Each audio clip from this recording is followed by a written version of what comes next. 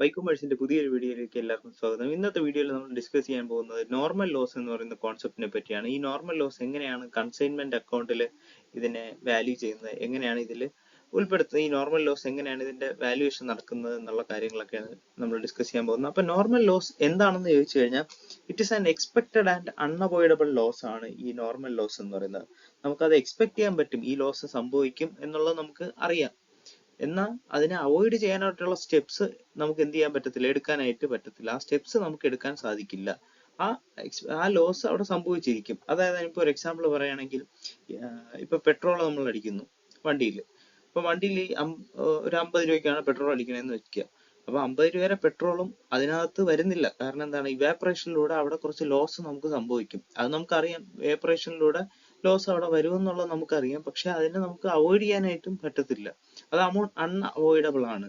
അതായത് എക്സ്പെക്റ്റഡും ആണ്, എന്നാൽ അൺഅവോയ്ഡബിൾ ആയിട്ടുള്ള ലോസും ആണ് നമ്മൾ എന്ത് പറയുന്നത്, നോർമൽ ലോസ് എന്ന് പറയുന്നത്. ഇപ്പൊ ഇവാപറേഷനിലൂടെ, അൺലോഡിങ്ങിലൂടെ, ലീക്കേജിലൂടെ അങ്ങനെയൊക്കെ സംഭവിക്കുന്ന ലോസസ് ആണ് ഈ നോർമൽ ലോസ് എന്ന് പറയുന്നത്.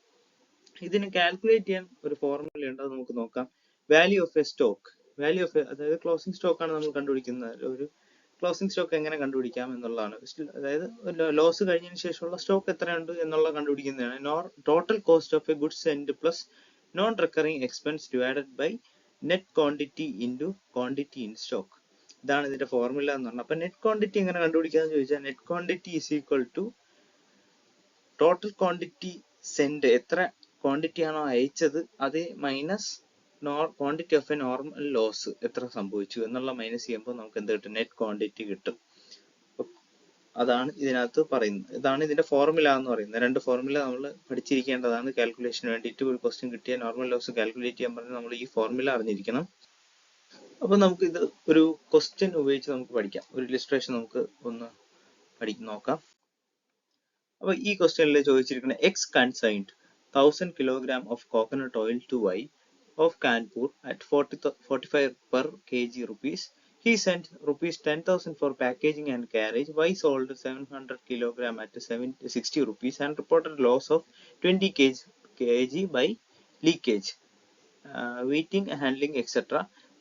The expense of Y amounted to rupees 2,000 for octroi and 400 for sales expense.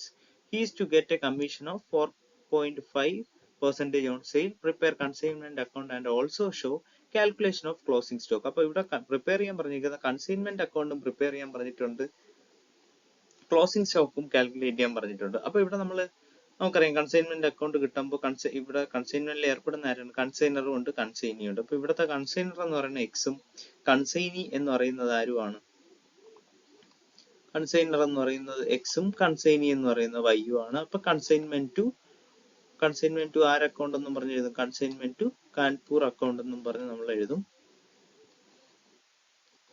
ഇവിടെ കാൻപൂർ അക്കൗണ്ട് എന്ന് പറയാൻ കാര്യം എന്താണ്, വൈ ഓഫ് കാൻപൂർ എന്നാണ് കൊടുത്തിരിക്കുന്നത്, അതുകൊണ്ടാണ് അങ്ങനെ കൊടുത്തിരിക്കുന്നത്. ഓക്കെ, വൈ എന്ന് കൊടുക്കാം അല്ലെങ്കിൽ കാൻപൂർ എന്ന് കൊടുക്കാം, അത് നമ്മളെ ഇഷ്ടമാണ്, എങ്ങനെ വേണോ കൊടുക്കാം. ഓക്കെ, ഇവിടെ ഞാൻ ഇപ്പോൾ എന്താണ് കൊടുത്തിരിക്കുന്നത്, കൺസൈൻമെന്റ് ടു കാൻപൂർ അക്കൗണ്ട് എന്നും പറഞ്ഞ് ഞാൻ കൊടുത്തിട്ടുണ്ട്. ഓക്കെ, അടുത്ത ഇപ്പോ നമുക്ക് ഓരോ സ്റ്റെപ്പായിട്ട് നോക്കി പോവാം. ഇവിടെ ആദ്യം പറഞ്ഞിരിക്കുന്ന സ്റ്റെപ്പ് ഏതാണ്, X consigned 1000 kg of coconut oil to Y Kanpur at 45 kg per kg എന്നാണ് പറഞ്ഞിരിക്കുന്നത്.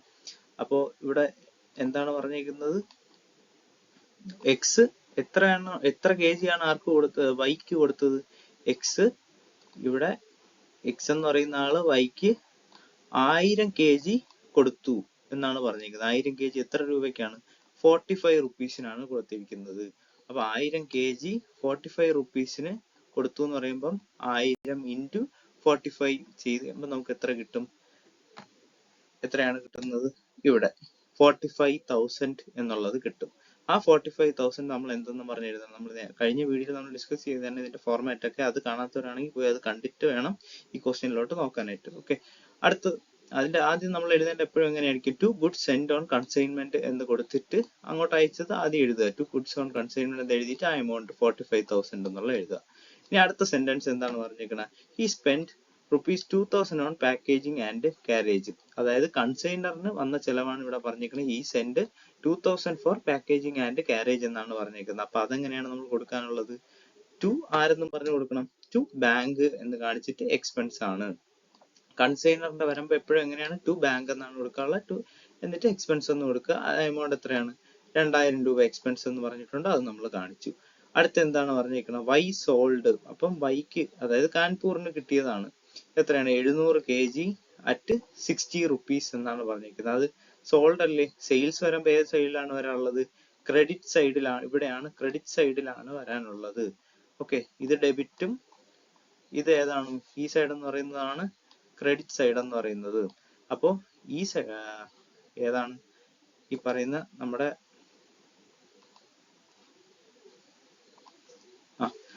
ഈ സൈഡിലാണ്, ക്രെഡിറ്റ് സൈഡിലാണ് ഏത് വരാനുള്ള? സെയിൽസ് വരാനുള്ള. പർച്ചേസും കൊടുത്ത കാര്യങ്ങളും പറയുന്ന എക്സ്പെൻസ് ആണ് എവിടെ വരുന്നത്? ഡെബിറ്റ് സൈഡിൽ വരുന്നത്. ഈ സൈഡിൽ സെയിൽ കടന്നെന്ന് പറയുമ്പോൾ ക്രെഡിറ്റ് സൈഡിലാണ് കാണിക്കാനായിട്ട്. അപ്പോൾ ക്രെഡിറ്റ് സൈഡിൽ എന്തെന്നും പറഞ്ഞ് കാണിക്കും? എത്രയാണ് ഇപ്പോൾ ഇവിടെ പറഞ്ഞത്? നമ്മൾ 700 kg 60 രൂപയ്ക്ക് കൊടുത്തു എന്നാണ് പറഞ്ഞിരിക്കുന്നത്. അവിടെ ഒരു ലോസിന്റെ കാര്യവും പറയുന്നുണ്ട്. ലോസിന്റെ കാര്യം അവിടെ നിൽക്കട്ടെ, അത് നമുക്ക് പിന്നീട് നോക്കാം. ആദ്യം 700 kg അറ്റ് 60 rupees എന്നാണ് പറഞ്ഞിരിക്കുന്നത്. അപ്പൊ 700 into 60 ചെയ്യുമ്പോൾ നമുക്ക് എത്ര കിട്ടും? 42,000 എന്ന് കിട്ടും. ഓക്കെ, എത്ര കിട്ടും? 700. ഈ 700ഉം 60ഉം കൂടെ എന്ത് ചെയ്യും? ഇൻറ്റു ചെയ്യുമ്പോഴാണ് നമുക്ക് എത്ര കിട്ടുന്നത്? 42,000 കിട്ടുന്നത്. ഓക്കെ, അപ്പൊ സെയിലിൻ്റെത് നമ്മൾ അവിടെ നോട്ട് ചെയ്തു. അടുത്ത ലോസിന്റെ അവിടെ നിൽക്കട്ടെ, പിന്നെ ഒരു എക്സ്പെൻസ്, പിന്നെ അടുത്ത സെന്റൻസ് നോക്കിക്കോളൂ. The expense of Y amounted to rupees എത്രയെന്ന് പറഞ്ഞിട്ടുണ്ട്? 2000 for octroi and ₹400 for sales expense എന്നാണ് പറഞ്ഞിട്ടുള്ളത്. അപ്പൊ അവിടെ എന്തൊക്കെ കാര്യം പറഞ്ഞിട്ടുണ്ട്? സെയിൽസ് എക്സ്പെൻസും പറഞ്ഞിട്ടുണ്ട്, അല്ലാതെ ഒക്ട്രോയ് എന്ന് പറഞ്ഞു 2000 പ്ലസ് 400 പറഞ്ഞിട്ടുണ്ട്. അതെങ്ങനെ കാണിക്കുക? 2000ഉം 400 ചേർത്ത് വേണം ഇവിടെ എഴുതാനായിട്ട്. അപ്പോ എങ്ങനെയാണ് എക്സ്പെൻസ് എവിടെയാണ് കാണിക്കാനുള്ളത്? നമ്മളെ ഡെബിറ്റ് സൈഡിലാണ് കാണിക്കാനുള്ളത്. അത് കാണിക്കുന്നത് ടു വൈ, അതായത് കൺസൈനിയുടെ പേരും കൊടുക്കുക, എക്സ്പെൻസ് എന്ന് കൊടുക്കുക, 2400 എന്ന് കാണിക്കുക.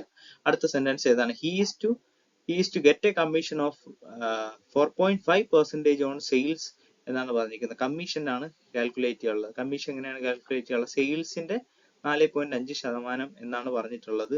സെയിൽസിന്റെ 4.5% എന്ന് പറയുമ്പോൾ എങ്ങനെയാണ് കാൽക്കുലേറ്റ് ചെയ്യുള്ളത്? സെയിൽസ് എത്രയാണ്? 42,000 ആണ് സെയിൽ നടന്നത്.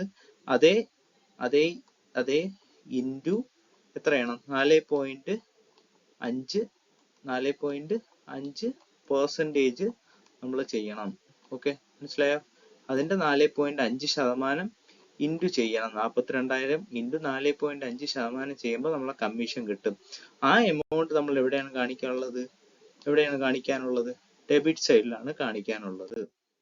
ഇവിടെ 2y കമ്മീഷൻ എന്നും പറഞ്ഞിട്ട് 4.5%, 42,000 ഇൻറ്റു 4.5% ചെയ്യുമ്പോൾ എത്ര കിട്ടും? 1890 എന്നും പറഞ്ഞ് കിട്ടും.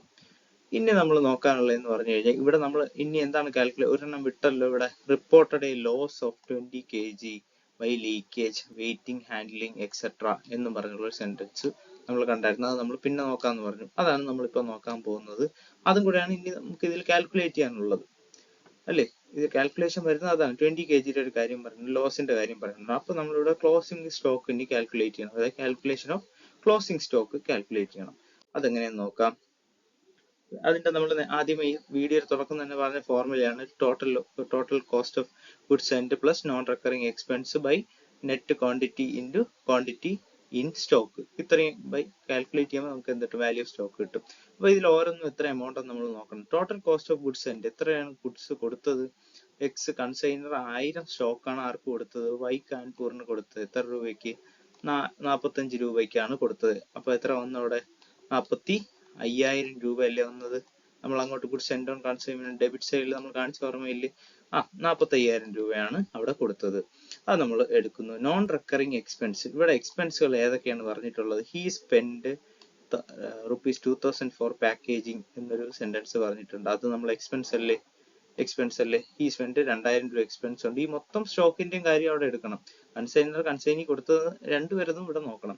ഇവിടെ ഏതൊക്കെയാണ് പറഞ്ഞത്? He spend ₹2,000 for packaging and carriage. അപ്പൊ 2,000. പിന്നെ ഒരു എക്സ്പെൻസ് ഇവിടെ പറഞ്ഞിട്ടുണ്ട്. Expense of Y amounted to 2,000 എന്ന് പറഞ്ഞിട്ടുണ്ട്, അല്ലെ? 2,000 എന്ന് പറഞ്ഞിട്ടില്ലേ? അതിൻ്റെ കൂടെ ഒരു സെയിൽ എക്സ്പെൻസും പറഞ്ഞു. അത് നമ്മളിവിടെ നോക്കേണ്ട കാര്യമില്ല. അത് നോൺ റെക്കറിംഗ് അല്ല. അത് ഏതാണ്?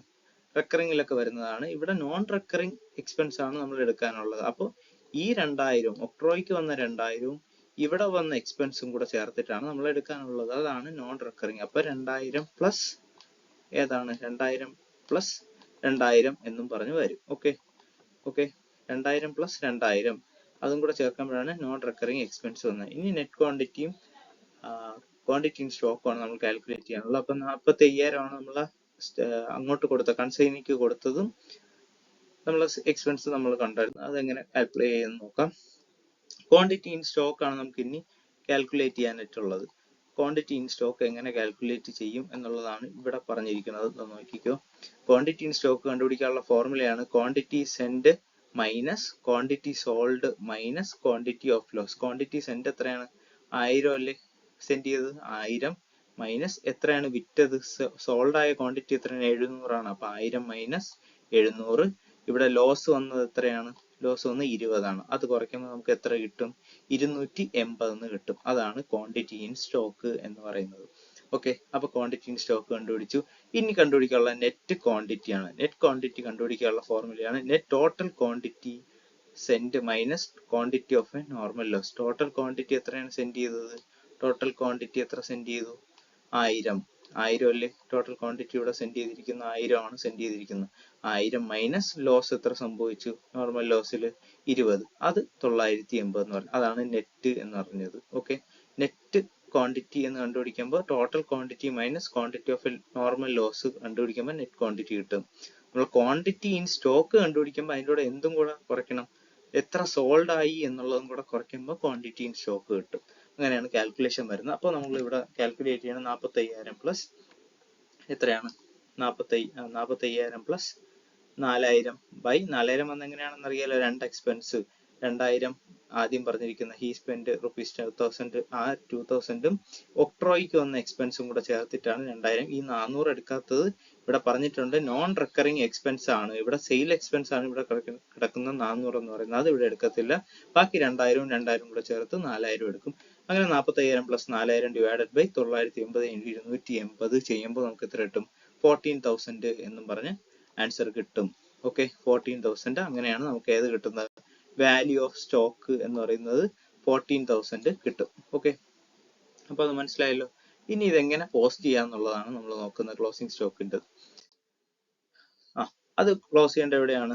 ഇവിടെ ക്രെഡിറ്റ് സൈഡിൽ എന്തെന്നും പറഞ്ഞു കൊടുക്കണം? ബൈ സ്റ്റോക്ക് ഓൺ കൺസൈൻമെന്റ് എത്രയെന്നും പറഞ്ഞു കൊടുക്കണം? 14,000 എന്നും പറഞ്ഞ് ക്രെഡിറ്റ് സൈഡിൽ നമ്മൾ പോസ്റ്റ് ചെയ്യും. ഓക്കെ, അത് മനസ്സിലായല്ലോ. അടുത്ത് നമുക്ക് നോക്കാം. അടുത്ത് എന്ത് ചെയ്യണം? നമ്മൾ ബാലൻസ് ചെയ്യണം. ഇത്രയേ ഉള്ളൂ. നമ്മൾ എല്ലാ പരിപാടിയും കഴിഞ്ഞു, എല്ലാം നമ്മൾ കൊടുത്തു കഴിഞ്ഞു. ഇനി ബാലൻസ് ചെയ്യുമ്പോൾ 56,000 കിട്ടും. ക്രെഡിറ്റ് സൈഡിലാണ് കൂടുതലുള്ളത്, അതായത് ഈ സൈഡിലാണ് ടോട്ടൽ ചെയ്യുമ്പോൾ 56,000 പറഞ്ഞു. ഇവിടെ ഒരു ബാലൻസിങ് ഫിഗർ വരും, അതായത് ഡെബിറ്റ് സൈഡിൽ ഒരു ബാലൻസിങ് ഫിഗർ വരണം. ആ ബാലൻസിങ് ഫിഗർ നമ്മൾ എത്രയെന്ന് കൊടുക്കും? P&L പോസ്റ്റ് ചെയ്യും. പ്രോഫിറ്റ് ആണ് വന്നത് 4,710. അപ്പൊ ടോട്ടൽ ചെയ്യുമ്പോൾ നമുക്ക് എത്ര? 56,000 കിട്ടും. അതിന്റെ ബാലൻസിങ് ഫിഗർ 4,710 എന്ന് കിട്ടും. അപ്പൊ നമുക്ക് എന്ത് കിട്ടി? ഇവിടെ പ്രോഫിറ്റ് ആണ് കിട്ടിയത്. ക്ലോസിംഗ് സ്റ്റോക്ക് എത്രയെന്നും കിട്ടി? 14,000 എന്നും കിട്ടി. ഇതാണ് ഇവിടെ കാൽക്കുലേറ്റ് ചെയ്ത് കാണിക്കാനുള്ളത്. അപ്പൊ കൺസൈൻമെന്റ് അക്കൗണ്ട് നമ്മൾ പ്രിപ്പയർ ചെയ്തു. കാൽക്കുലേഷൻ ഓഫ് ക്ലോസിംഗ് സ്റ്റോക്ക് നമ്മൾ കാൽക്കുലേറ്റ് ചെയ്ത് കണ്ടു.